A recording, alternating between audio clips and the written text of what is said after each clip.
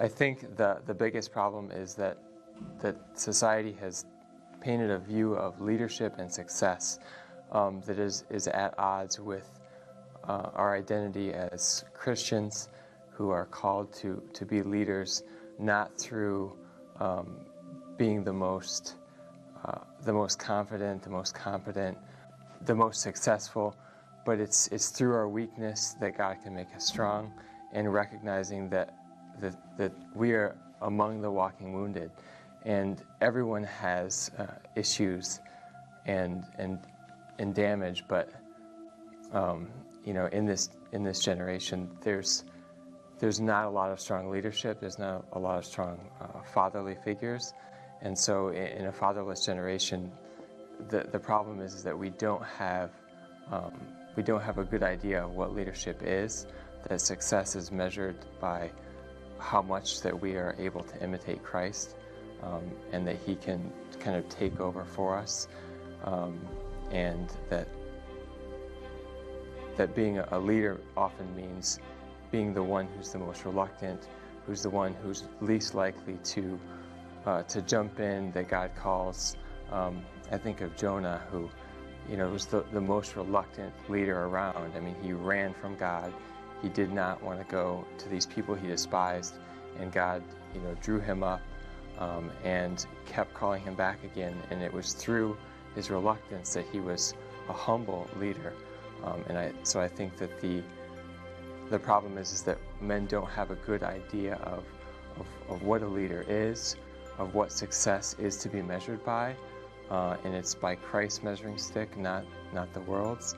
And I think that without a good picture of what a leader is, and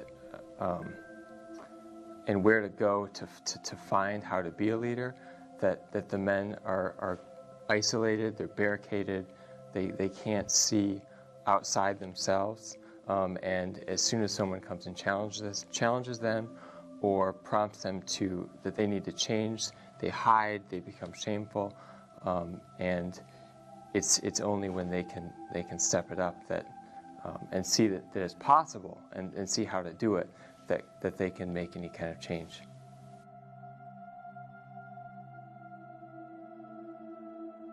I need to own it because from my own past, I have kind of this identity crisis, and the devil does not want me to know who I am, that I have in Christ. I have a dignity which is not part of what the world is saying that I have, and the devil wants to convince me that I'm not a child of God, that I don't have dignity, and the reason why I need to own it is because I need to be there for my family. I need to be there for those I care about. I need to be there for anyone and everyone that Christ comes in, that Christ sends my way. And if I'm isolated, if I'm self-absorbed, and I'm not going out to serve, and I'm not going out to be there for others, then I'm not doing what I'm called to do, and I'm not going to be able to fulfill my mission here on this plane. I'm not going to be there for my family. So I need to do this because God has graced me with many difficulties and challenges that He's allowed so that I could grow and learn from those, understand about myself, and understand that it's not just about myself, that it's only when I start looking at myself through God's eyes that I can actually to see where He wants me.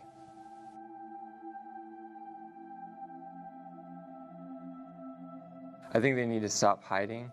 They need to start taking criticism as something of a blessing, because in our culture where any kind of critique or criticism is just we're just so resistant to change. We're so resistant to being told what to do and being told that we need to change.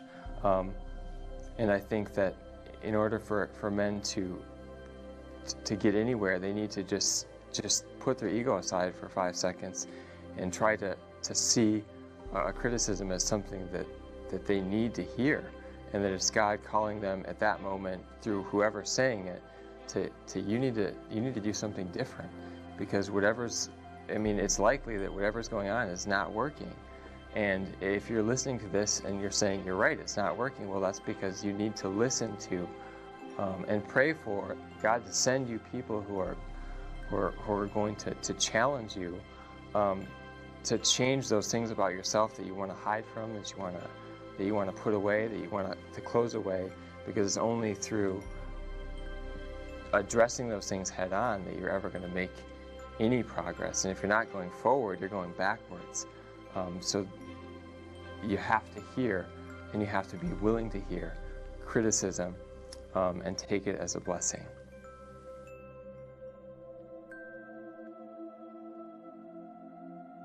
I'm a man of iNVICTUS Christus because I can see that the only way that I'm going to have any chance on the battlefield, which is exactly what's going on, is that if I have men by me who I know have my back, who I know are loyal to me, who will tell me the truth even if it's hard to hear, will hold me accountable in love and truth, and that pledge of loyalty, it's something that men need. Men need other men, and so it's just we need to be able to suffer for each other.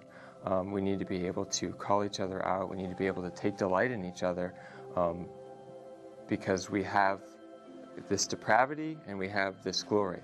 And so we need, to recognize, okay, we need to help each other when there's this depravity and there's crosses, but we also need to take glory in, the resurrection and the light we can bring to each other. And I think that having other men who can show me what it means to be a man and what it means to step it up and be Christ for others, it's the only way that I found that I can have that kind of encounter.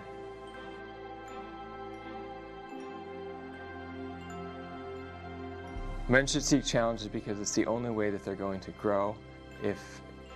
Comfort is the vice of our time. As things get more easy, as get more convenient, no one's used to working hard for anything. We expect things to be easy.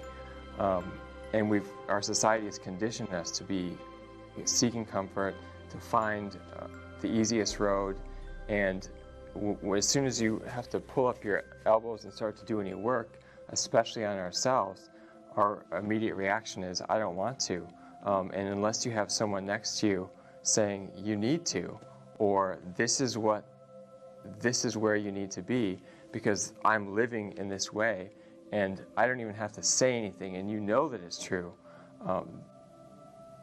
That's what men need to be looking for.